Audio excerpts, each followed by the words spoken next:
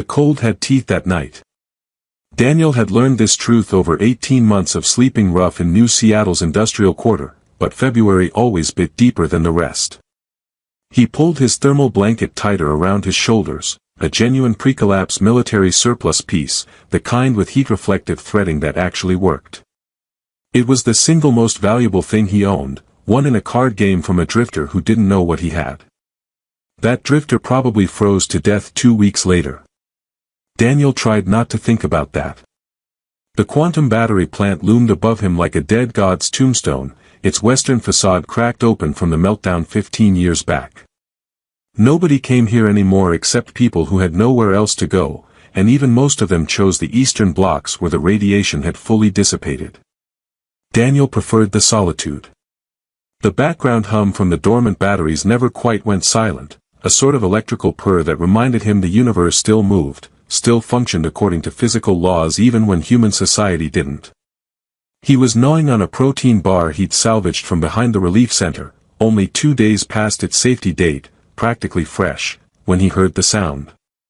Not the usual sounds of the district, the wind through broken windows, the scuttle of rats, the distant sirens from the parts of the city that still pretended to function. This was different. A soft, desperate scraping, like someone dragging themselves across pavement. Daniel's first instinct was to ignore it. The first rule of survival was simple: other people's emergencies were not your problem. Getting involved meant complications, and complications meant danger. He'd learned this when he tried to help break up a fight and ended up with a knife scar across his ribs. The scraping stopped. Then came a sound that bypassed his brain entirely and went straight to some older part of his nervous system, a whimper of pain so raw and animal that his legs were moving before he'd consciously decided.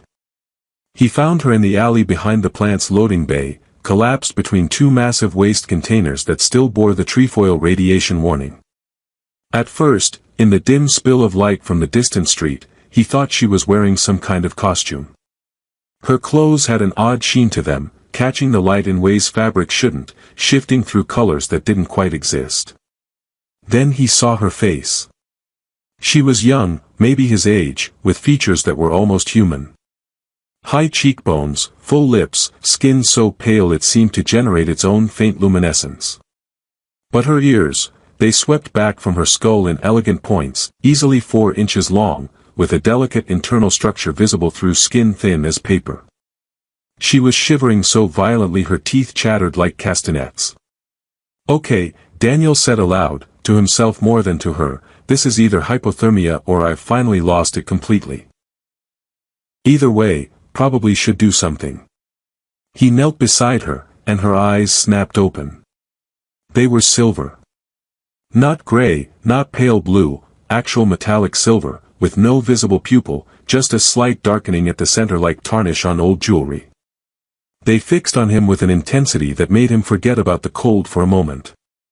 "Hey," he said softly, the way he'd once talked to an injured dog. "You're in bad shape." I don't know what I'm going to do, actually. The hospitals will call the cops, and you look like you've got some explaining to do about those ears. Are those prosthetics? Some kind of G-mod?" She said something, a string of sounds like wind chimes tumbling downstairs, musical and completely incomprehensible. Then her eyes rolled back and she went limp. Daniel sat back on his heels, his mind racing through options he didn't have. The relief centers were closed until morning. The warming stations would ask questions. The abandoned metro tunnels where he usually sheltered were a 20-minute walk, and he wasn't sure she'd survive being moved that far in this cold. He looked at his blanket, then at the girl, then at the sky where the first snow of the night was beginning to fall. The smart move was obvious. Keep the blanket, report an unconscious person to emergency services from an anonymous comm booth, disappear before they arrived. The smart move, he muttered, has never really been my style. He unfolded the blanket and draped it over her, tucking it around her shaking form as carefully as his numb fingers allowed. The cold hit him immediately, sinking claws into his chest. He'd have to use body heat, it was the only option. Daniel positioned himself against her back, wrapping his arms around her and pulling her close, trying to transfer what little warmth his underfed body could generate. Her clothes felt wrong under his touch, smooth and slightly warm despite everything, as if they held some residual charge. Up close, he could see faint patterns in them, geometric designs that seemed to shift when he wasn't looking directly at them. She smelled strange too, like ozone and something else, something sweet and sharp like the air after lightning strikes. "If you're some kind of experimental super soldier who's going to wake up and break my neck, I'm going to be really annoyed," he told her unconscious form. Fair warning. The hours crawled past with brutal slowness.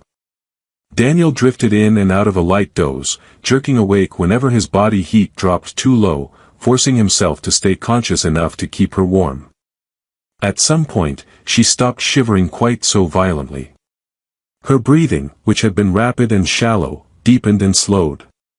He took these as good signs, though he had no real medical knowledge to back that up. Around 4 in the morning, she stirred. Her hand moved, found his arm wrapped around her, and her fingers closed on his wrist. Her grip was surprisingly strong. She murmured something in that musical language, and even without understanding the words, he caught the tone, confusion, fear, but also something like gratitude. "You're okay," he whispered. "Or you're going to be." "Probably.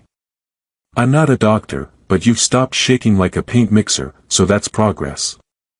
She turned her head slightly, those silver eyes finding his in the darkness. They were closer now to actual eyes. He could see the pupils dilating and contracting as they adjusted to the low light. She studied his face for a long moment, and he had the unsettling sensation of being read like text, of information being extracted and processed. Then she smiled, just slightly, and whispered something that sounded almost like a question. Her eyes fluttered closed again, but this time her face was peaceful, her breathing steady. She'd fallen into real sleep rather than unconsciousness. Daniel stayed awake, watching the sky lighten through the gap between the buildings, holding this strange girl close as dawn broke cold and clear over New Seattle. His body ached. His teeth chattered. But some stubborn part of him felt weirdly triumphant, as if he'd won a small victory against a universe that had spent the last 3 years trying to grind him into nothing. He had no idea that in doing so, he'd just set in motion events that would bring 300 warships into Earth's orbit.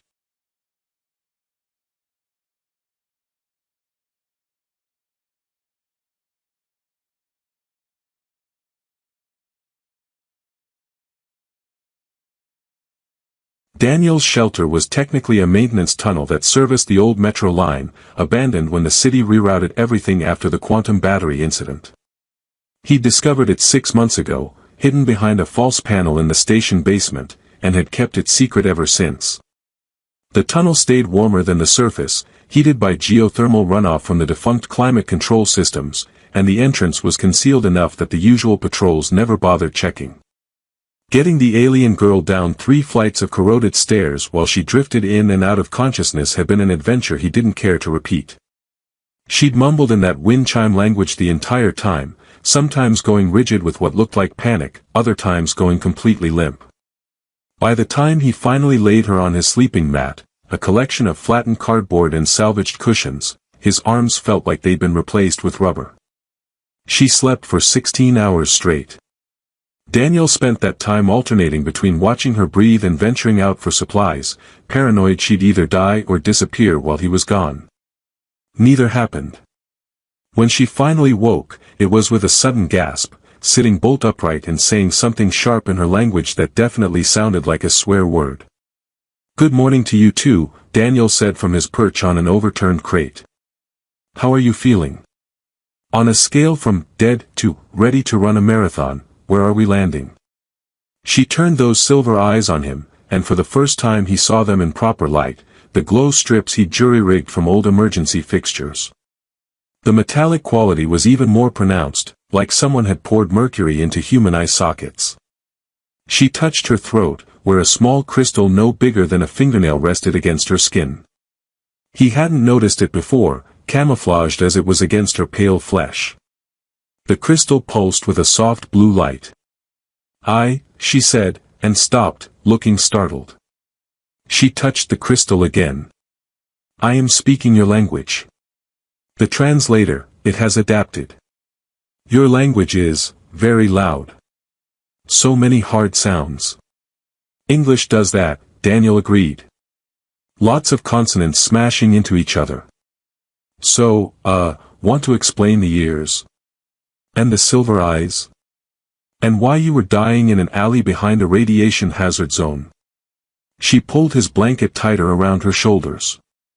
He'd let her keep it, figuring frostbite was less immediately fatal than whatever she'd been suffering from. My name is Lyrie. I am of the Sentinel caste, Scout Division, assigned to Diplomatic Reconnaissance Mission Earth 773. My ship encountered a spatial fold we did not predict. The mathematics were wrong. She said this last part with genuine offense, as if bad math was a personal insult. We were pulled into your planet's gravity well. I ejected in an escape pod, but the landing was not precise. You crashed. I crashed, she admitted. The pod's emergency systems failed. I could not signal my unit. And then the cold, she shuddered. My people, we evolved on a world with 3 suns. Cold is our weakness. It slows our neural pathways, crystallizes our cellular fluid.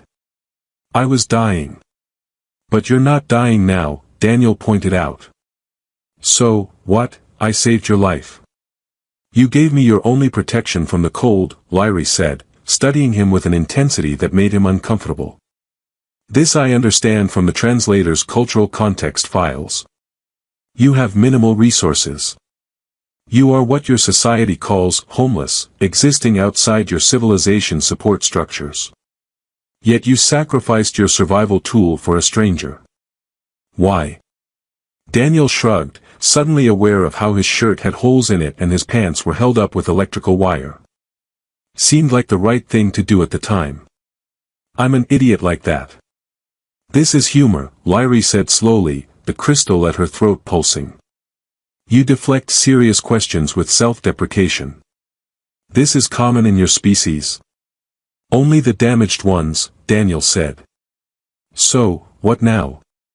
Can you fix your beacon thing? Call your friends to come get you. Lyrie's expression darkened.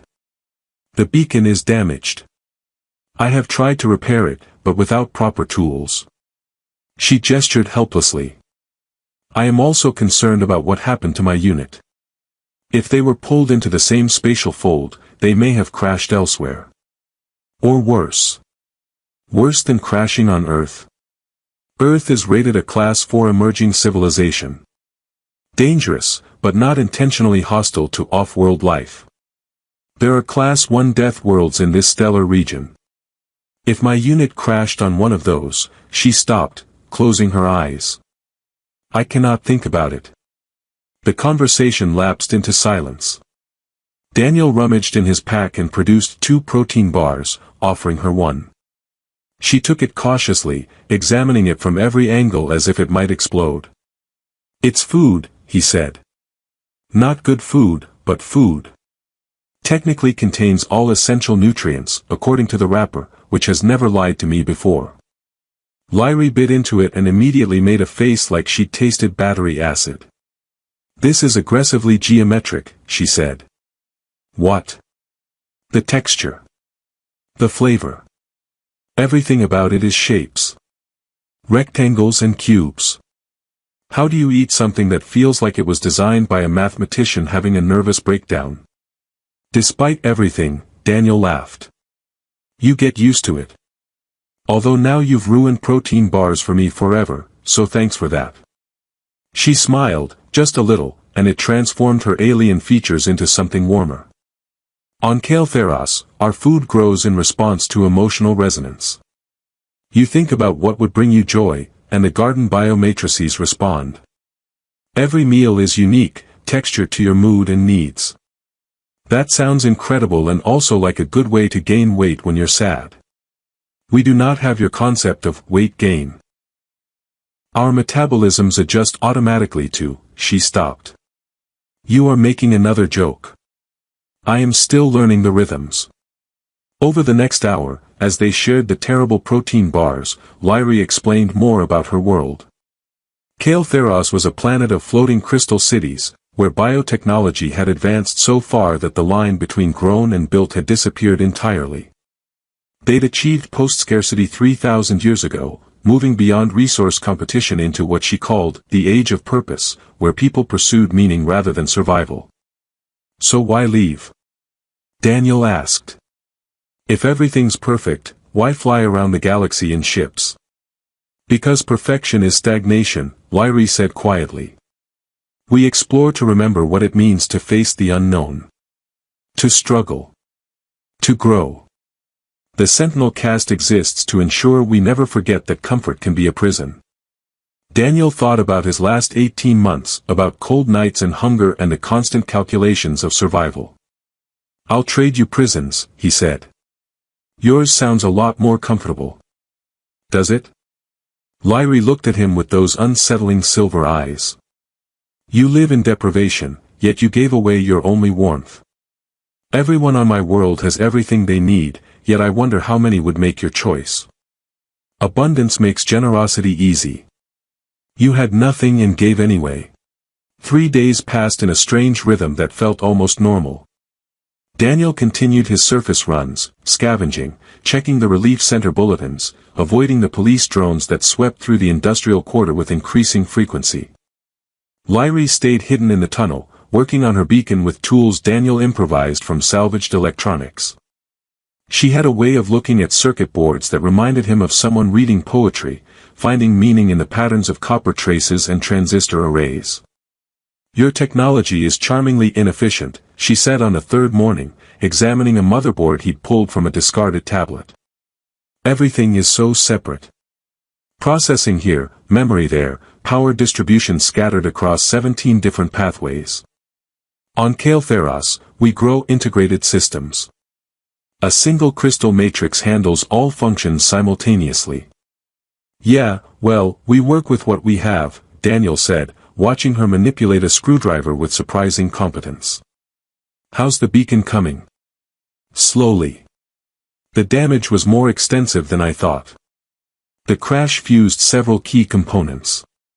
I am essentially rebuilding it from salvage. She held up a piece of the crystal from her throat. She'd somehow separated a fragment without removing the whole thing. This contains the basic transmission protocols, but without proper amplification, the signal will barely reach your moon. That's still pretty far, Daniel offered. My unit could be anywhere in your solar system. A signal to your moon is functionally useless. She set down the screwdriver with more force than necessary. I am trapped here. My people do not know where I am. I am a scout who cannot scout, a sentinel who cannot protect. I am useless. Hey, Daniel said, moving closer. You're not useless. You're just having a bad week. I've been having a bad 3 years, so I'm kind of an expert on this. She looked at him with those mercury eyes, and something in them softened. You use humor as armor. I have noticed this. When things are worst, you make jokes.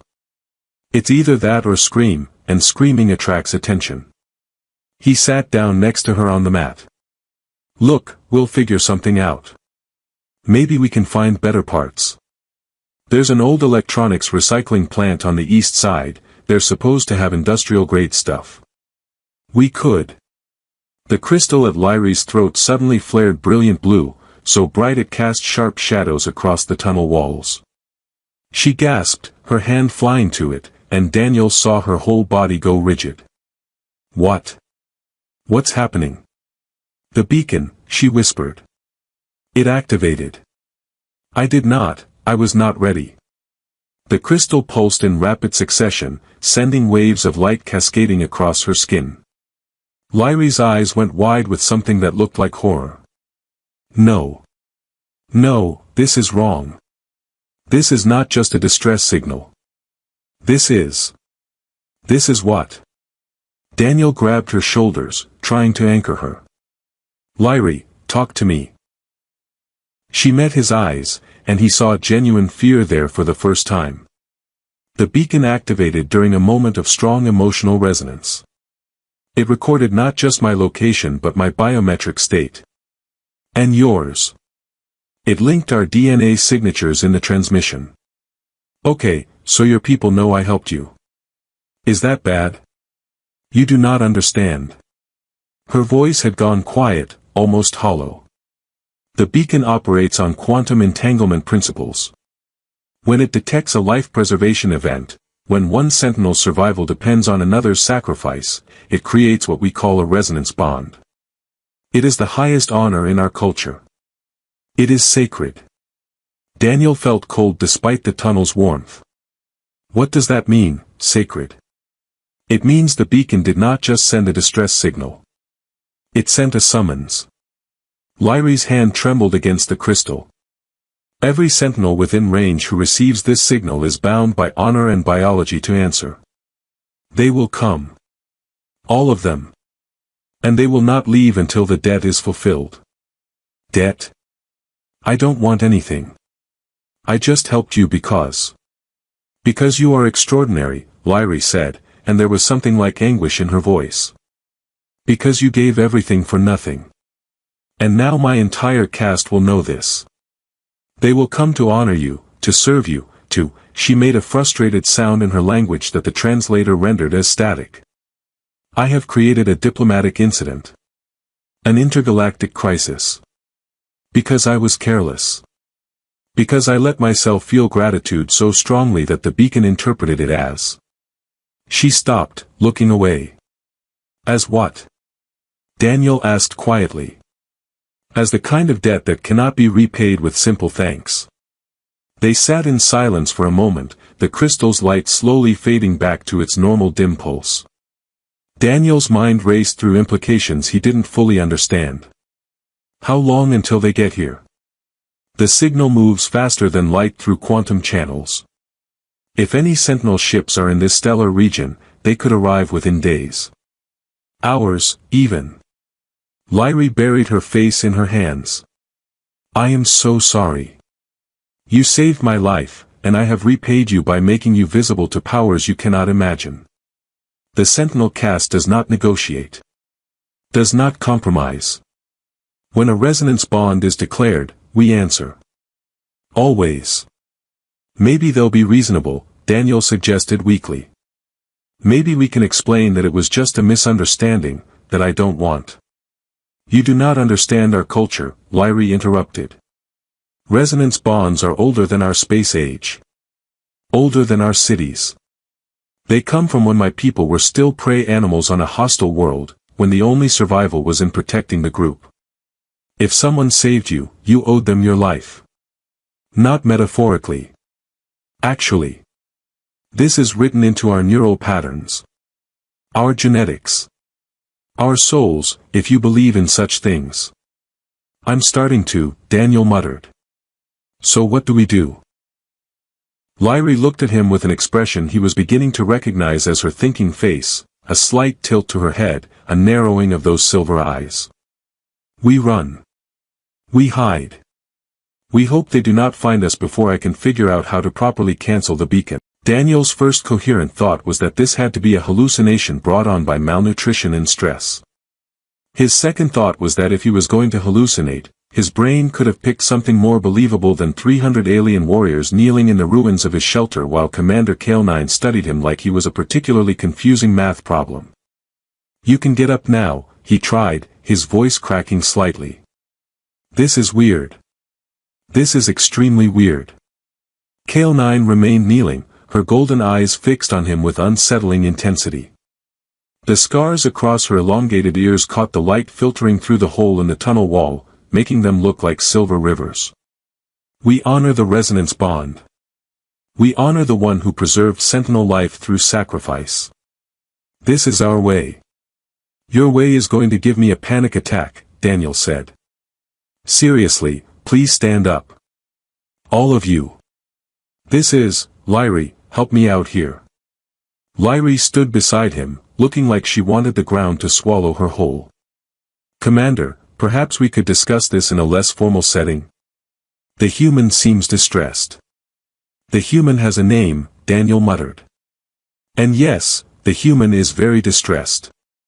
Kale-9 rose smoothly to her feet, and the assembled warriors followed her lead with synchronized precision that would have been impressive if it wasn't so terrifying.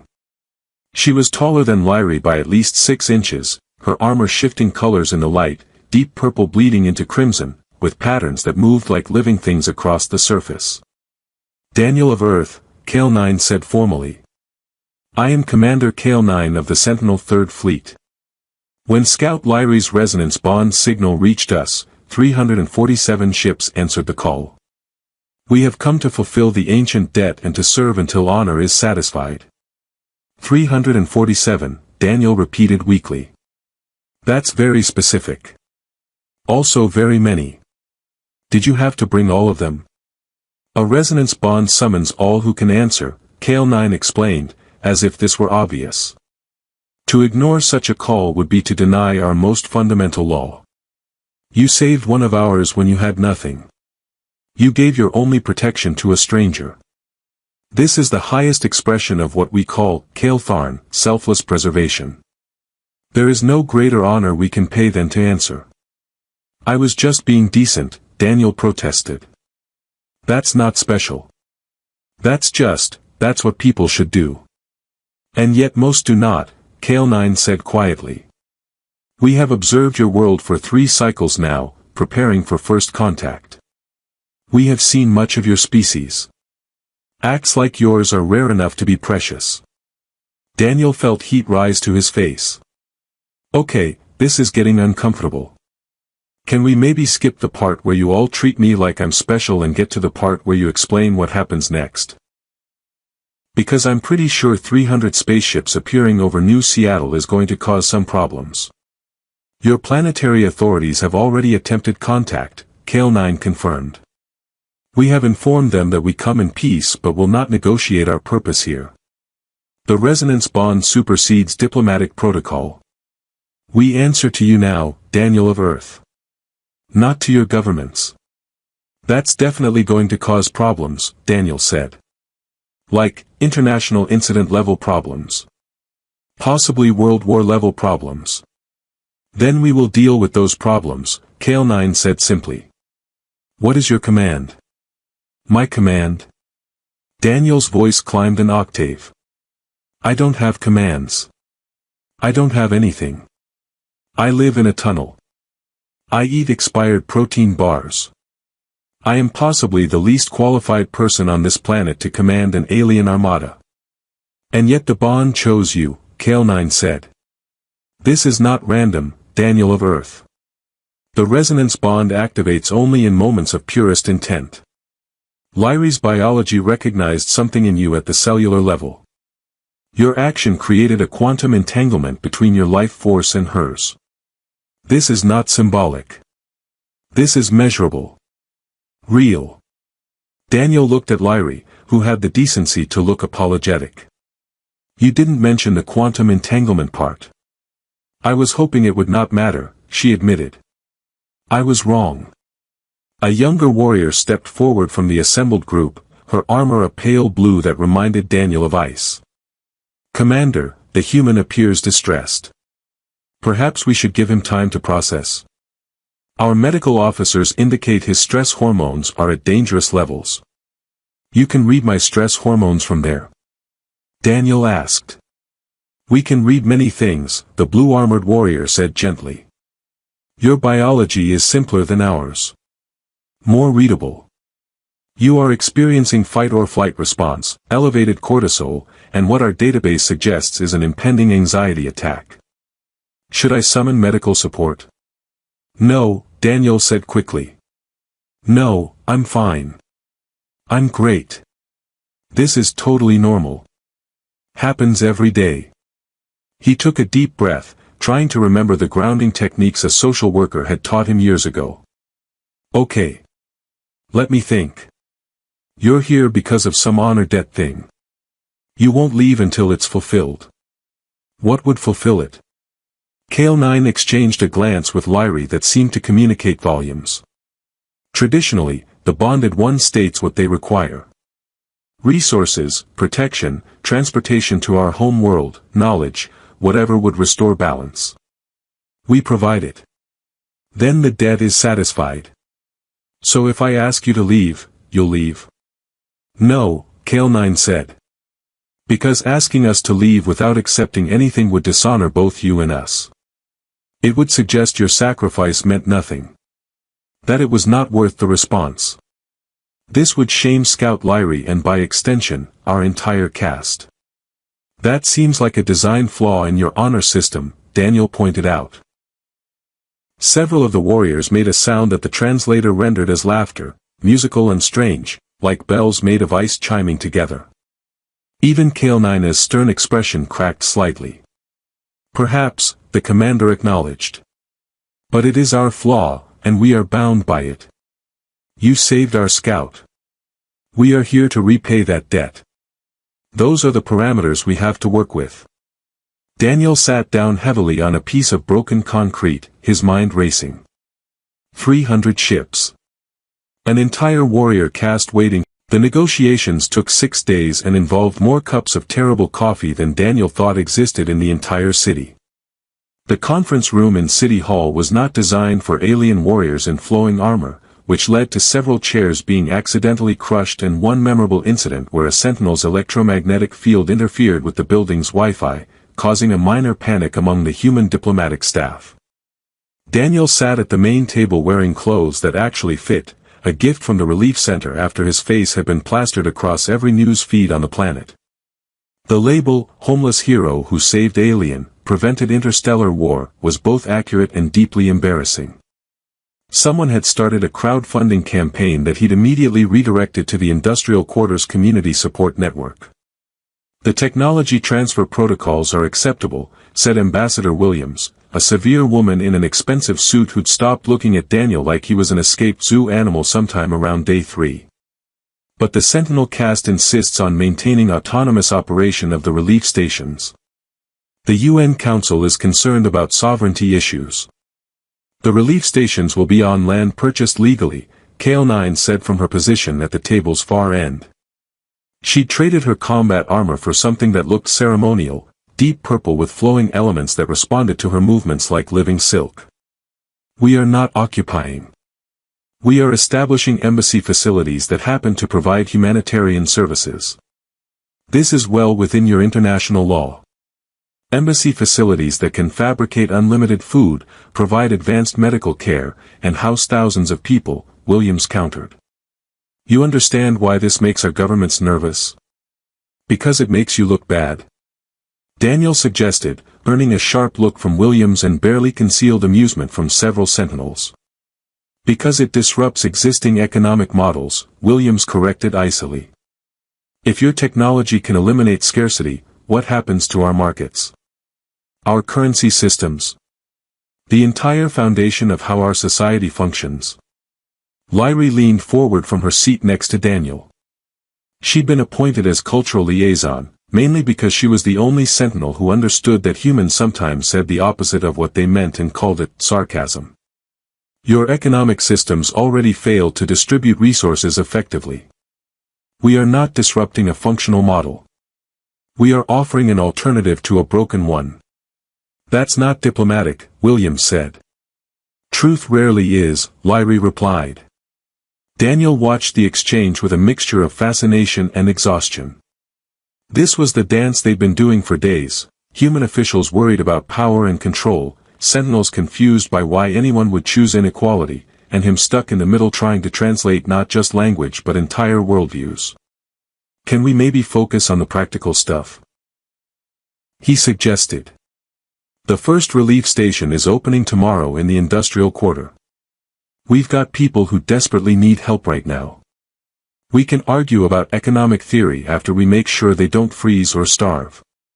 Williams opened her mouth to object, then seemed to remember that arguing with Daniel meant arguing with the person who'd accidentally become the most important diplomatic figure in human-alien relations. She closed it again and nodded curtly. Fine. But the UN will be monitoring closely. Any sign that the Sentinel caste is attempting to establish political influence, and will revoke the operating permits.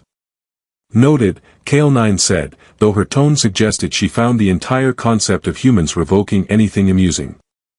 The meeting adjourned an hour later with nothing resolved but nothing broken, which Daniel had learned counted as success in diplomacy. He walked out with Lyrie into afternoon sun that felt warmer than it had a week ago, though the calendar insisted winter wasn't over.